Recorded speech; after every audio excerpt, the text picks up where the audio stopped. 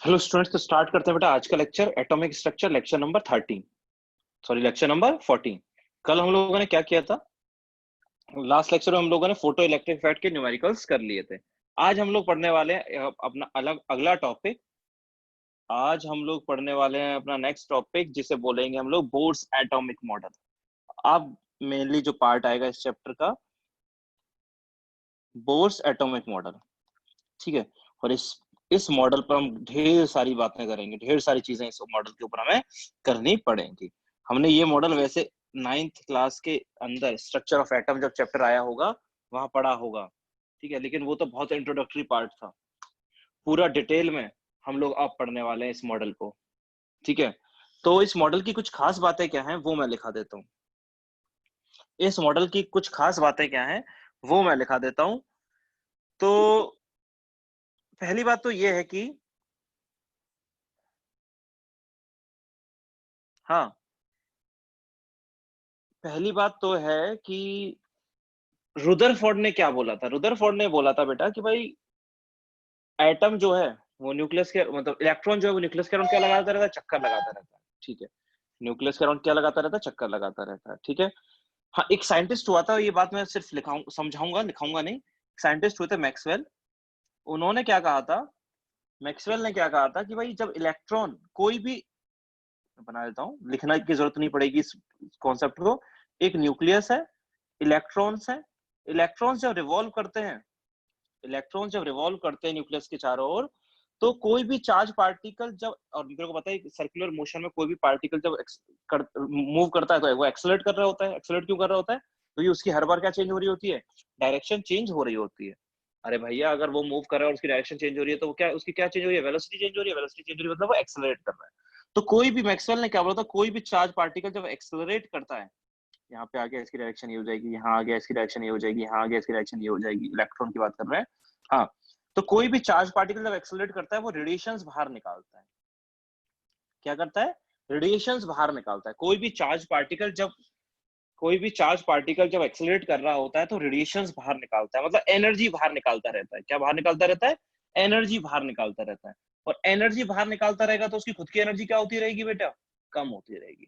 मतलब मैक्सवेल ने बोला था कि जब ये इलेक्ट्रॉन इस न्यूक्लियस के चारों चक्कर लगाता है, न्यू इलेक्ट्रॉन की बात नहीं की मैक्सवेल ने, तो ये सब बोला था कोई चार्ज पार्टिकल जब एक्सेलरेट करता है तो वो एनर्जी बाहर निकालता है, कुछ रेडिएशंस बाहर निकालता है, ठीक है। और रेडिएशंस बाहर निकालता है और उसकी एनर्जी क्या होती रहती है? कम होती रहती है, ठीक है। ये मैक्सवेल ने बोला था। दूसरी बात बोर ने बोली थी कि भाई मान लिया तुमने 9th में पढ़ा होगा, ये इलेक्ट्रॉन घूम रहा है पहली शेल में, ये दूसरी शेल में, ये तीसरी शेल में, ये फर्स्ट ऑर्बिट, ये दूसरी ऑर्बिट, ये तीसरी ऑर्बिट। बोर ने क्या बोला था, ये बाद में अभी प्रूफ भी होगा, कि जैसे जैसे तुम न्यूक्लियस से दूर जाते जाते हो एनर्जी घटती जाती है। मतलब पास आते जाओगे न्यूक्लियस के, एनर्जी बढ़ती चली जाएगी। क्या होती चली जाएगी? बढ़ती चली जाएगी। सॉरी, उल्टा बोल दिया मैंने। बोर ने क्या बोला था कि जैसे जैसे तुम न्यूक्लियस से दूर जाते जाओगे एनर्जी बढ़ती चली जाएगी। न्यूक्लियस से जैसे जैसे दूर जाओगे, और ये प्रूफ भी करूंगा मैं, ये एनर्जी का एक फॉर्मूला भी निकालूंगा, उसी पर बेसिस पूरे चैप्टर में क्वेश्चंस भी हैं, ठीक है, कि भाई एनर्जी कितनी होती है। बोर ने बोला था कि अभी तो याद रखने के लिए कि जैसे जैसे न्यूक्लियस से दूर जाओगे एनर्जी बढ़ेगी। क्या होगी? बढ़ेगी। मतलब जैसे जैसे न्यूक्लियस के पास आओगे एनर्जी कम होती जाएगी, यहाँ डिक्रीज होगी पास आओगे तो, और दूर जाओगे तो क्या होगी? इंक्रीज होगी। दूर जाओगे तो इंक्रीज होती है, ठीक है। और मैक्सवेल ने बोला कि भाई इलेक्ट्रॉन जब घूम रहा है तो एनर्जी क्या कर रहा है? निकाल रहा है। तो मतलब जो एक इलेक्ट्रॉन जब न्यूक्लियस के चारों ओर चक्कर लगा रहा है तो उसकी एनर्जी तो बार बार क्या होती जा रही है? कम होती जा रही है। और कम होती जा रही है, इसका मतलब वो न्यूक्लियस के मतलब यहाँ पे है, तो वो न्यूक्लियस के कहाँ आते जाएगा? वो पास में आता जाएगा। कहाँ आता चला जाएगा? पास में। और एक समय ऐसा आएगा वो किसके अंदर गिर जाएगा? न्यूक्लियस के अंदर गिर जाएगा। समझ में आ रहा है? इसका मतलब क्या है कि भाई एक इलेक्ट्रॉन जो है, मैं वापस समझा रहा हूँ। हाँ, इसका मतलब है कि भाई वापस हम लोग देख लेते हैं। इसका मतलब है कि भाई एक न्यूक्लियस है, न्यूक्लियस के ओर जब इलेक्ट्रॉन चक्कर लगाता है तो वो एक्सेलरेट करता है। एक्सेलरेट करता है तो उसकी एनर्जी कम होती रहती है, और जैसे जैसे कम होती है वो न्यूक्लियस के पास आता रहता है। पास आता रहेगा तो एक समय ऐसा आएगा जब किसके अंदर गिर जाएगा? वो गिर जाएगा किसके अंदर? न्यूक्लियस के अंदर। लेकिन ऐसा होता तो नहीं है बेटा, ये होता तो नहीं है। यही सबसे बड़ा ड्रॉबैक था रुदरफोर्ड मॉडल का।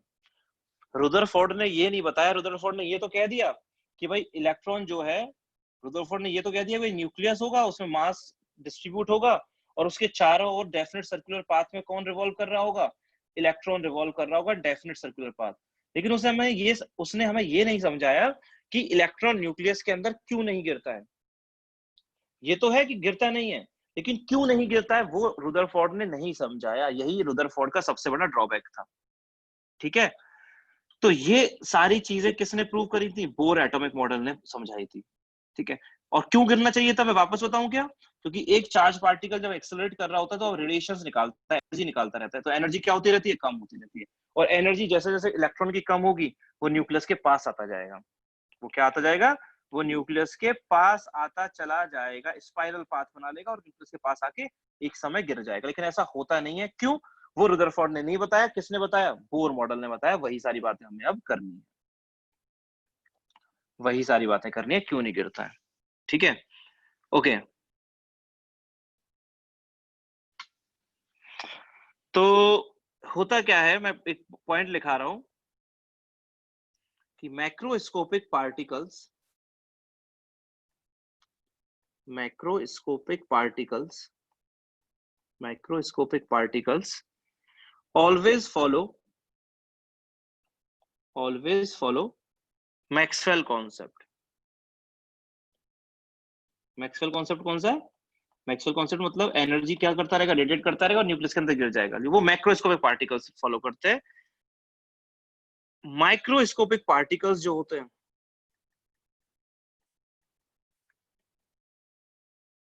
Microscopic particles obeys Planck's quantum theory. लेकिन जो माइक्रोस्कोपिक पार्टिकल्स होते हैं, मतलब बहुत छोटे पार्टिकल्स जो होते हैं, वो प्लैंक्स क्वांटम थ्योरी को फॉलो करते हैं। और इलेक्ट्रॉन जो है, इलेक्ट्रॉन विल नेवर फॉल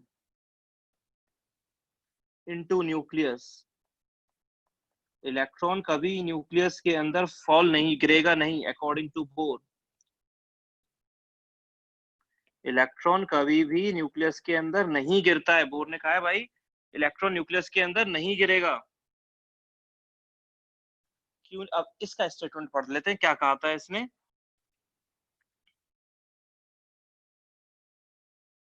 ठीक है, इसने बोला कि इलेक्ट्रॉन की जो he suggested that Bohr suggested that Bohr suggested that suggested that electron, bore ने बोला था कि जो इलेक्ट्रॉन है मूविंग अराउंड न्यूक्लियस,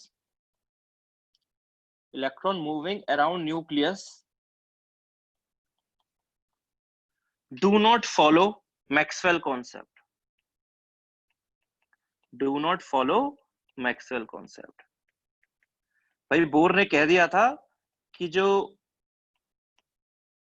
इलेक्ट्रॉन्स होते हैं जो न्यूक्लियस के अराउंड रिवॉल्व करते हैं, वो मैक्सवेल कॉन्सेप्ट को फॉलो ही नहीं करते। मैक्सवेल कॉन्सेप्ट मतलब कि वो लगातार एनर्जी बाहर निकालते रहे। बोर ने कहा है कि जो इलेक्ट्रॉन न्यूक्लियस के अराउंड घूमेंगे वो लगातार एनर्जी रेडिएट करते ही नहीं है, वो मैक्सवेल के कॉन्सेप्ट को फॉलो करते ही नहीं है। ठीक है, अब मैं इसकी बातें करूंगा। तो अकॉर्डिंग टू दिस मॉडल, अब इस पॉइंट्स क्या है इस मॉडल के, वो मैं अलग अलग तरीके से लिखता जाऊंगा। अकॉर्डिंग टू दिस मॉडल, अब इस मॉडल के कुछ पोस्टुलेट्स है, बोर ने क्या क्या कहा था वो हम पॉइंट वाइज लिखते रहेंगे बेटा। पहला पॉइंट, हाँ बच्चा लोग, फर्स्ट पॉइंट बोर ने क्या कहा था? पहला पॉइंट है electron revolve around the nucleus, electrons revolve around nucleus, revolve around the nucleus, revolve around the nucleus in definite circular path, in definite circular paths known as orbits, known as orbits और shells। पहला point है, ये तो Rutherford ने भी बोला था कि भाई इलेक्ट्रॉन जो है वो न्यूक्लियस के चारों ओर चक्कर लगाते हैं इन डेफिनेट सर्कुलर पाथ। जिन पाथ को, सर्कुलर पाथ को हम क्या बोलते हैं? इनको बोलते हैं ऑर्बिट। क्या बोलते हैं? ऑर्बिट। ऑर्बिट भी बोलते हैं और भी क्या बोलते हैं? शेल भी बोलते हैं। ऑर्बिट भी बोलते हैं और शेल भी बोलते हैं, ठीक है। दूसरा point,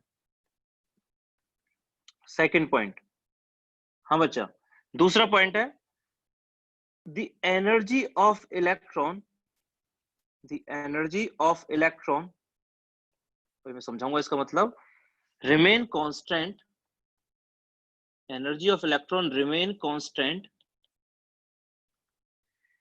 in a particular orbit, in a particular orbit, in a particular orbit. So these orbits are also known as, these orbits are also known as, are also known as energy levels, are also known as energy levels. इसका मतलब क्या है बेटा?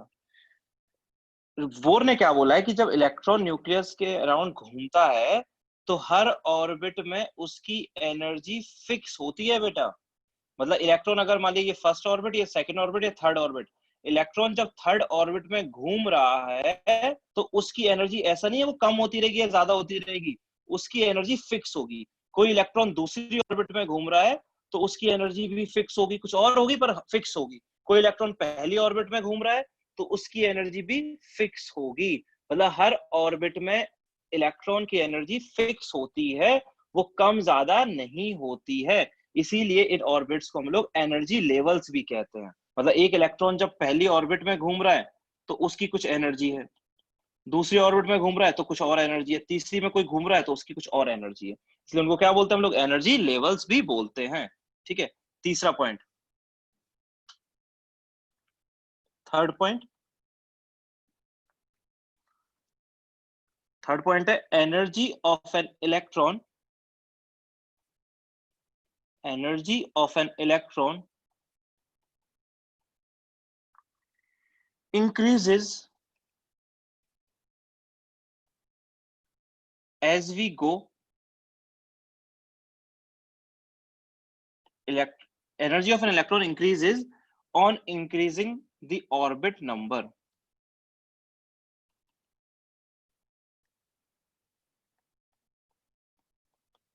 Orbit number. इसका मतलब क्या है बेटा? इसका मतलब है, अभी ये ना प्रूव होगा, ये वाला पॉइंट जो है ना प्रूव भी करेंगे हम लोग। हम एक फॉर्मूला ड्राइव करेंगे, इलेक्ट्रॉन की एनर्जी बढ़ती है अगर ऑर्बिट का नंबर बढ़ता है। मतलब एक इलेक्ट्रॉन जो है, हाँ, ये रहा न्यूक्लियस, ये फर्स्ट ऑर्बिट, ये सेकंड ऑर्बिट और ये थर्ड ऑर्बिट, ठीक है। एक इलेक्ट्रॉन फर्स्ट ऑर्बिट में, एक सेकंड में, एक थर्ड में। तो थर्ड ऑर्बिट की ज्यादा होगी, सेकंड की कम होगी, फर्स्ट की और भी कम होगी। जैसे जैसे ऑर्बिट का नंबर बढ़ता चला जाता है एनर्जी बढ़ती चली जाती है। जैसे जैसे क्या होगा, ऑर्बिट नंबर बढ़ेगा एनर्जी बढ़ेगी। मतलब जैसे जैसे हम न्यूक्लियस से दूर जाते जाएंगे एनर्जी बढ़ती चली जाएगी। एक इलेक्ट्रॉन पहली ऑर्बिट में घूम रहा है उसकी सबसे कम एनर्जी होगी, जो इलेक्ट्रॉन दूसरे ऑर्बिट में घूम रहा है उसकी थोड़ी ज्यादा एनर्जी होगी, जो इलेक्ट्रॉन तीसरी ऑर्बिट में घूम रहा है उसकी एनर्जी और ज्यादा होगी, जो इलेक्ट्रॉन चौथी ऑर्बिट में घूम रहा है उसकी एनर्जी और ज्यादा होगी। तो जैसे जैसे ऑर्बिट का नंबर बढ़ता जाएगा इलेक्ट्रॉन की एनर्जी भी क्या होती जाएगी? बढ़ती चली जाएगी। अगला पॉइंट, फोर्थ पॉइंट, हाँ बच्चा लोग, fourth point, an electron, an electron may jump from, may jump from one orbit to another, from one orbit to another orbit, from one orbit to another orbit, depending upon, depending upon the amount of energy, depending upon the amount of energy absorbed, depending upon the amount of energy absorbed or released by the, by an electron, by an electron। हाँ, इसका मतलब क्या है बेटा? इसका meaning क्या है वो हम थोड़ा देख लेते हैं। मैं अब एक डायग्राम भी बना देता हूँ तुम्हारे लिए। हाँ जी, ये रहा अपना न्यूक्लियस। ठीक, अब बात करें, ये हो गई अपनी फर्स्ट ऑर्बिट, ये हो गई अपनी सेकंड ऑर्बिट। थोड़ी ज्यादा बेकार बन गई। हाँ, ये है अपना फर्स्ट ऑर्बिट, ये है अपना न्यूक्लियस, ये है अपनी first orbit, second orbit, third orbit and fourth orbit मान लिया। ठीक है, एक न्यूक्लियस के अराउंड मैंने 4 ऑर्बिट बना दी बेटा। हाँ जी, मान लिया एक इलेक्ट्रॉन इसमें है, इलेक्ट्रॉन है इस पहली ऑर्बिट में, इसमें भी है, यहाँ भी है, मान लिया यहाँ भी है, ठीक है, यहाँ भी है। मतलब इलेक्ट्रॉन्स ऑर्बिट के अंदर है, जितने भी है मैंने तो एक एक शो कराया। अभी कंफ्यूज मत होना सर, एक पहली में एक है तो दूसरी में कहाँ से भर गया, वो मत सोचना, अभी मैंने तो बनाया नहीं है। ठीक है, हाँ, मैंने ये बता दिया। जो पिछला पॉइंट था वो ये कहता है कि भाई जब इलेक्ट्रॉन न्यूक्लियस के अंदर, इलेक्ट्रॉन जब न्यूक्लियस के चारों चक्कर लगाता है तो उसकी एनर्जी फिक्स होती है। मतलब जो इलेक्ट्रॉन पहली ऑर्बिट में चक्कर लगा रहा है उसकी एनर्जी फिक्स होगी, वो ना कम हो सकती है ना ज्यादा हो सकती है। जो दूसरी ऑर्बिट में चक्कर लगा रहा है उसकी एनर्जी फिक्स होगी, तीसरी में लगा रहा है उसकी फिक्स होगी। और जैसे जैसे न्यूक्लियस से दूर जाता जाता है एनर्जी क्या होती जाती है, बढ़ती चली जाती है। मतलब जो तीसरी ऑर्बिट में इलेक्ट्रॉन घूम रहा है उसकी एनर्जी सबसे ज्यादा होगी, दूसरी में घूम रहा है उसकी कम होगी, पहली में घूम रहा है उसकी सबसे कम होगी। ठीक है, ये पॉइंट क्या कहता है, चौथा पॉइंट क्या कहता है हमसे कि भाई इलेक्ट्रॉन जो है वो एक ऑर्बिट से दूसरी ऑर्बिट में आ सकता है। मतलब ये जो पहली ऑर्बिट का इलेक्ट्रॉन है ना, इसे मैं चौथी ऑर्बिट में भेज सकता हूँ, और ये जो चौथी ऑर्बिट का इलेक्ट्रॉन है वो पहली ऑर्बिट में भेज सकता हूँ उसको। मतलब एक इलेक्ट्रॉन एक ऑर्बिट से दूसरी ऑर्बिट में जा सकता है, जा सकता है। अब ये बताओ, ये इलेक्ट्रॉन पहली ऑर्बिट में घूम रहा है और इसे अगर हमें चौथी ऑर्बिट में भेजना है, एक इलेक्ट्रॉन पहली ऑर्बिट में घूम रहा है जिसे हमें चौथी ऑर्बिट में भेजना है, तो मुझे बताना इसकी एनर्जी ज्यादा है या चौथी ऑर्बिट वाले इलेक्ट्रॉन की एनर्जी ज्यादा है। अभी पिछला पॉइंट क्या बताया था, चौथी ऑर्बिट वाले इलेक्ट्रॉन की एनर्जी ज्यादा है। तो इस लोअर एनर्जी ऑर्बिट वाले इलेक्ट्रॉन को हायर एनर्जी ऑर्बिट वाले इलेक्ट्रॉन में, हायर एनर्जी वाली ऑर्बिट में अगर इसे डालना है तो इस इलेक्ट्रॉन को हमें क्या करनी पड़ेगी, एनर्जी देनी पड़ेगी। ये इलेक्ट्रॉन लोएस्ट एनर्जी में है, पहली जो इलेक्ट्रॉन पहली ऑर्बिट में होता है ना बेटा, वो सबसे कम एनर्जी वाला होता है। जैसे जैसे न्यूक्लियस से दूर जाते हो एनर्जी बढ़ती चली जाती है। तो लोअर एनर्जी वाले इलेक्ट्रॉन को हायर एनर्जी वाली ऑर्बिट में भेजना है तो तुम्हें बाहर से एनर्जी देनी पड़ेगी। क्या करनी पड़ेगी, देनी पड़ेगी। भाई मेरे पास एनर्जी कम है और मेरे को एक ऐसी जगह जाना है जहां पर एनर्जी बहुत ज्यादा चाहिए। भाई मेरे में कम एनर्जी है और लेकिन मेरे को एक ऐसी जगह जाना है जहां पर एनर्जी बहुत ज्यादा रिक्वायर्ड है, तो मेरे अंदर और कहीं क्या करना पड़ेगा, क्या मेरे अंदर से बाहर एनर्जी निकल जाए तो मैं पहुंच जाऊंगा वहां पर, बिल्कुल नहीं। मेरे में कहीं से और एनर्जी आ जाएगी तो मैं वहां जा सकता हूँ। मतलब इस इलेक्ट्रॉन को कहीं से और एनर्जी मिल जाए तो ये इलेक्ट्रॉन पहली ऑर्बिट से दूसरी में, तीसरी में, चौथी में जा सकता है। ठीक है, तो ये इलेक्ट्रॉन क्या करे, तो इसको ये एनर्जी क्या करेगा, एब्सॉर्ब करेगा। क्या करेगा, एब्सॉर्ब करेगा। तो कोई बाहर से इस इलेक्ट्रॉन को एनर्जी देगा, उस एनर्जी को लेके ये इलेक्ट्रॉन लोअर एनर्जी ऑर्बिट से हायर एनर्जी ऑर्बिट में चला जाएगा। दूसरी बात, अगर इस चौथी ऑर्बिट वाले इलेक्ट्रॉन को पहली ऑर्बिट में भेजना है, कोई इलेक्ट्रॉन चौथी ऑर्बिट से पहली ऑर्बिट में आना चाहता है, ये चौथी ऑर्बिट वाला इलेक्ट्रॉन तो कैसा है, हाई एनर्जी वाला है, बहुत ज्यादा एनर्जेटिक है, और उसे लो एनर्जी वाली जगह आना है। तो जो इलेक्ट्रॉन बहुत ही ज्यादा एनर्जेटिक है उसे कम एनर्जी वाली जगह आना है, तो वो अपने अंदर से एनर्जी क्या करेगा, लूज करेगा, रिलीज करेगा। इसका मतलब क्या हुआ, एक इलेक्ट्रॉन एक ऑर्बिट से दूसरी ऑर्बिट में जा सकता है, वो डिपेंड करता है उसने कितनी एनर्जी एब्सॉर्ब करी और रिलीज करी, कितनी एनर्जी एब्सॉर्ब करी और रिलीज करी, इस बात पे डिपेंड करेगा। यही मैंने पॉइंट लिखाया है। An electron may jump from one orbit to another orbit, एक इलेक्ट्रॉन एक ऑर्बिट से दूसरी ऑर्बिट में, तो पहले से चौथी में भी जा सकता है, चौथी से पहली में भी आ सकता है, डिपेंड करेगा कितनी एनर्जी उसे दी है हमने या कितनी एनर्जी उस इलेक्ट्रॉन ने रिलीज करी है। ठीक है, दूसरी बात, दूसरी बात क्या है बेटा, द एनर्जी एब्सॉर्ब और रिलीज्ड, एक बात और लिख रहा हूं मैं, फिफ्थ पॉइंट है बेटा, एनर्जी एब्सॉर्ब और released, absorbed or released by an atom, by an atom must be equal to must be equal to the difference in energy of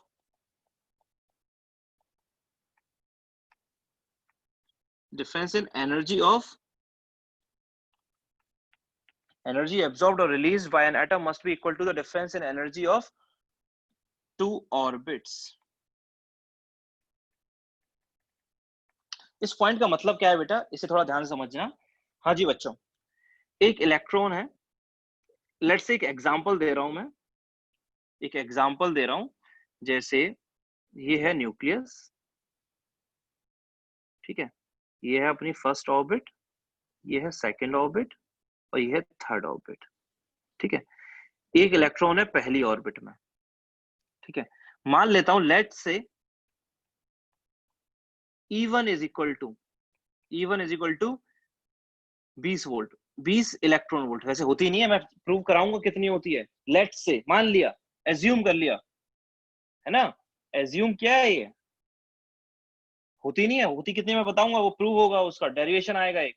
मान लिया जो इलेक्ट्रॉन है पहली ऑर्बिट में उसकी एनर्जी कितनी है, 20 इलेक्ट्रॉन वोल्ट, ठीक है।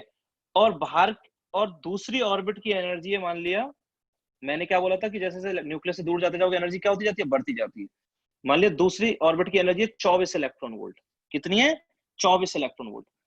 पहली ऑर्बिट में जो इलेक्ट्रॉन घूमता है उसकी एनर्जी है 20 इलेक्ट्रॉन वोल्ट, दूसरी ऑर्बिट में जो इलेक्ट्रॉन घूमेगा उसकी एनर्जी होगी 24 इलेक्ट्रॉन वोल्ट। तो अगर तुम्हें इस इलेक्ट्रॉन को एक पहली ऑर्बिट से दूसरी ऑर्बिट में पहुंचाना है, अगर इस इलेक्ट्रॉन को पहली ऑर्बिट से दूसरी ऑर्बिट में अगर तुम्हें पहुंचाना है, इस इलेक्ट्रॉन को अगर तुम्हें फर्स्ट ऑर्बिट से सेकंड ऑर्बिट में पहुंचाना है, तो तुम्हें एनर्जी उतनी ही देनी होगी जितना उसका डिफरेंस है। मतलब पहले ऑर्बिट की एनर्जी कितनी है 20, दूसरी की कितनी है 24, तो डिफरेंस कितना है 4 इलेक्ट्रॉन वोल्ट का है। तो तुम्हें इस इलेक्ट्रॉन को 4 इलेक्ट्रॉन वोल्ट एनर्जी बाहर से देनी पड़ेगी, ना इससे कम ना इससे ज्यादा।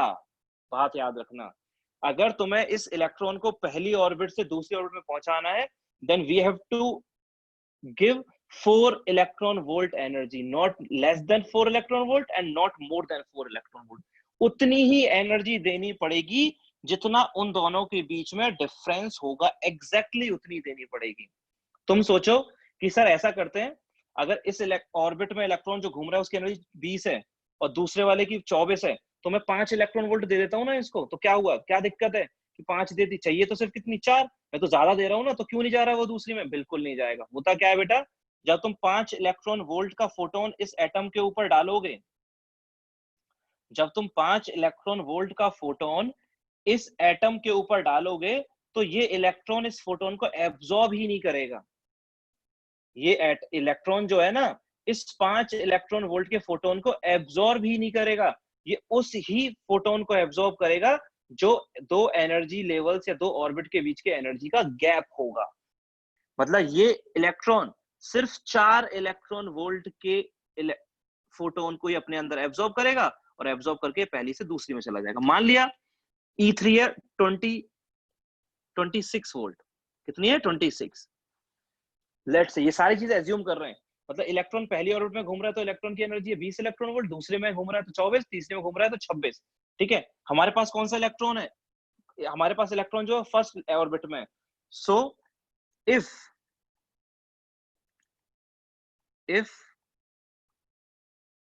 या मैं ऐसे ही लिखा देता हूं, अगर तुम बाहर से 4 इलेक्ट्रॉन वोल्ट का फोटोन डालोगे